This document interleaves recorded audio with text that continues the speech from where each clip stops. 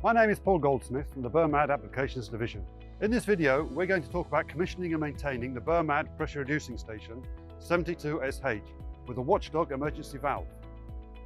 This pressure reducing station is designed to give extra security in the case where there is a possibility of damaging overpressure to the consumer pipeline.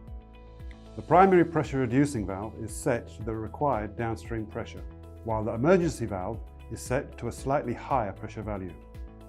This emergency or watchdog valve remains fully open under normal conditions and will enter pressure reducing operation only if the pressure rises or meets its set pressure. Once in operation, the emergency valve's indicator will move down as the valve starts to modulate.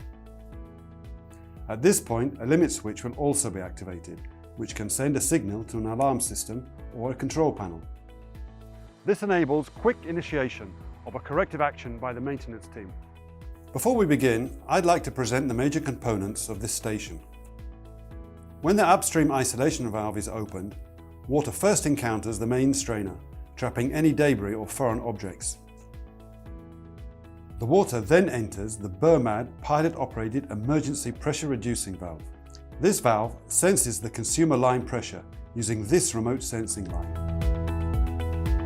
Under normal conditions, this valve will stay fully open.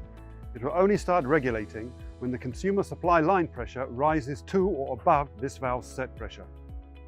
After exiting the emergency valve, the water then enters into the primary pressure reducing valve. This valve is calibrated using a pilot to reduce the upstream pressure to the required pressure value for the consumer line. From here, if the downstream isolation valve is opened, the water will go on to the consumer line. Also in this installation, we have two pressure gauges, upstream and downstream of the emergency and primary valves. Commissioning procedures should be performed when initially opening and operating a station, either for the first time as a new installation or after intrusive system maintenance. Before operating the system for the first time, it is imperative to flush the pipelines. This ensures that the system is free from any debris that can cause damage or even render it inoperable. After flushing, ensure that the main strainer and the valve's control loop filters are clean. Next, observe the station's installation and make sure that all parts are firmly secured and in place.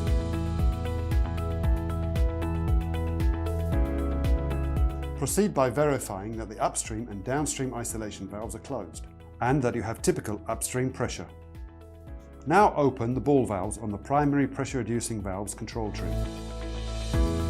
Next, ensure that the service valves on all pressure gauges are open. Note that the pilot levels of the primary valve and the emergency valve are both set at the factory. You can check the factory pilot levels by reading the label on both pilot covers. Here's the label on the primary pressure reducing valve. And here's the label on the emergency valve. Before introducing flow to the station, you need to make sure that its preset pressure levels are compatible with your downstream pressure requirements. If this is the case, you're good to go.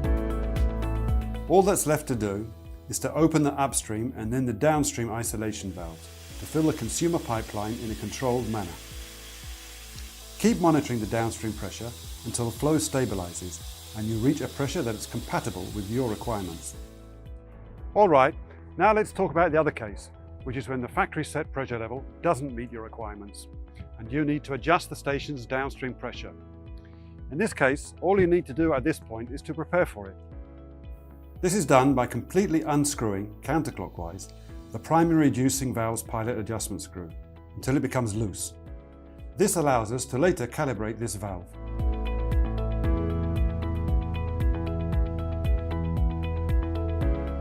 Next, on the emergency or watchdog valve, turn the pilot adjusting screw clockwise to the end.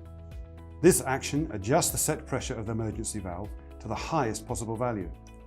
It ensures that this valve remains fully open until we start calibrating its emergency level.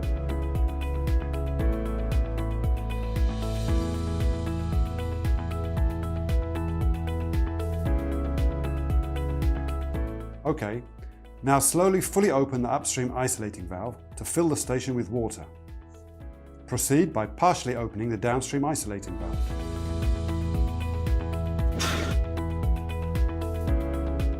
At this stage, you're ready to calibrate the station's downstream pressure. Note that to simulate actual conditions, you should have a typical consumer line open while calibrating, which should give you an average system flow. If this is not achievable, then a minimum flow rate will suffice, though not ideal. Also note that at this stage, you should not expect any flow through the station. The reason is that the pressure reducing valve will have closed shortly after introducing flow to the station, since earlier we completely unscrewed its pilot's adjustment screw. Let's begin the calibration process and reach the desired emergency level pressure at the consumer line. Start by slowly turning the primary valve's pilot adjustment screw clockwise until you feel a resistance and hear the valve opening. At this point, the downstream consumer's pipeline will start to fill. Continue to turn the adjustment screw clockwise to raise the primary valve's downstream pressure to 2 bars or 30 psi above the required consumer line pressure. For example, if the required downstream pressure is 4 bars or 60 psi, turn the adjustment screw clockwise until you reach an outlet pressure of 6 bars or 90 psi. Now let's turn our attention to the emergency valve and set the emergency level.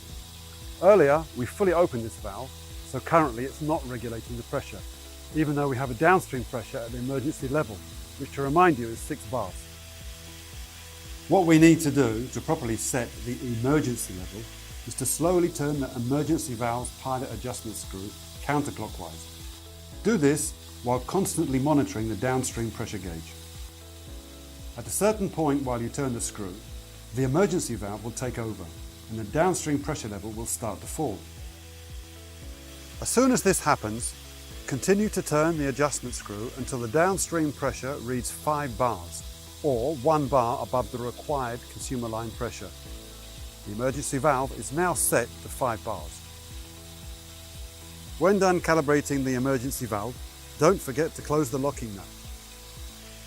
Now let's get back to the primary valve and reduce its pressure setting from the current level to the required consumer line level. To do that, turn the primary valve's adjustment screw counterclockwise while monitoring the downstream pressure gauge until you reach the required downstream pressure level.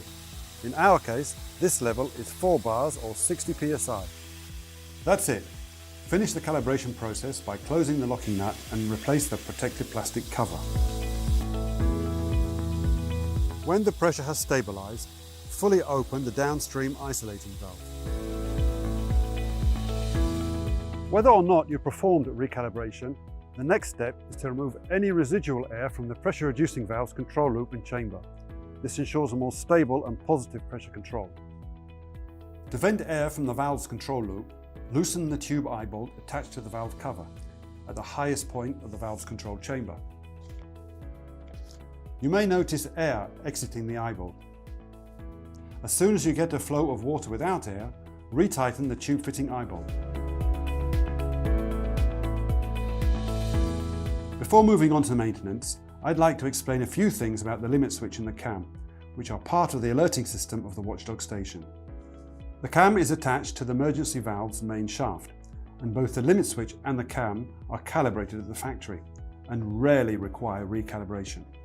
The switch retains its idle circuit connection as long as the pressure level has not reached the emergency level, which means the emergency valve is fully open.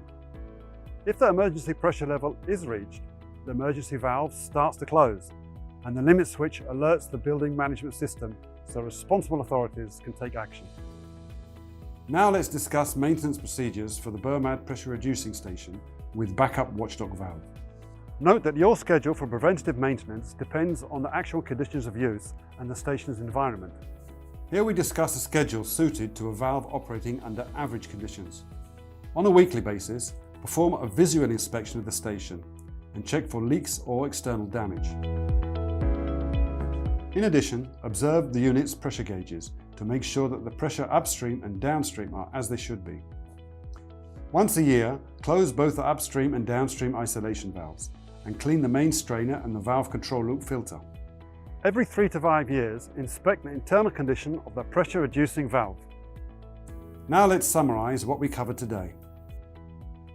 In this video, you learned how to commission and maintain the BERMAD PRV pressure reducing station with a backup watchdog valve.